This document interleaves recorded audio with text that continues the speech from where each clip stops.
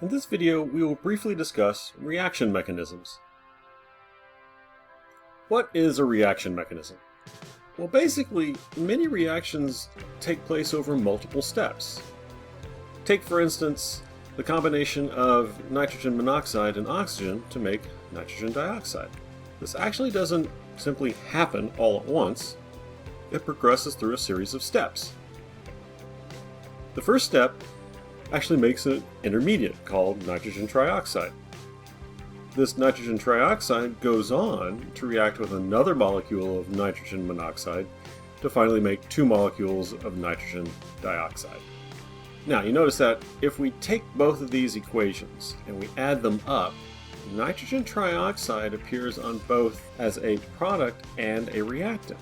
So if it shows up on both sides of the reaction arrow, well, then we ignore it. It actually doesn't show up in the overall equation. So once we've added up these two steps and we've canceled out the nitrogen trioxide, we get our original reaction. Now it's very interesting. If it shows up in both as a reactant and a product, this is known as an intermediate.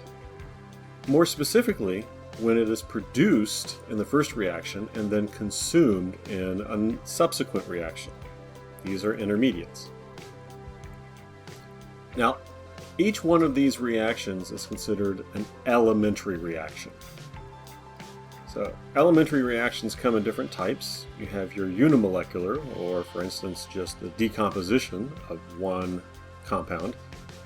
You have your bimolecular, where two things actually have to bump into each other in order to react. For instance, A plus B going to a product, or one compound bumping into another molecule of itself. The last type, termolecular, three reactant molecules actually having to combine in one elementary reaction. These are extremely rare.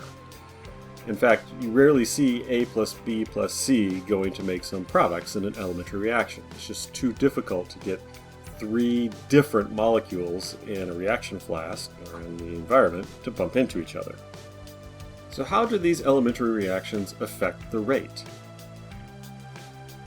Well, in this example, let's say that the first reaction is the slow reaction, and the second reaction is much faster. Well, this first step is then the rate determining step. The rate law is going to be dependent on the concentration of nitrous oxide into O rather than the concentration of atomic oxygen.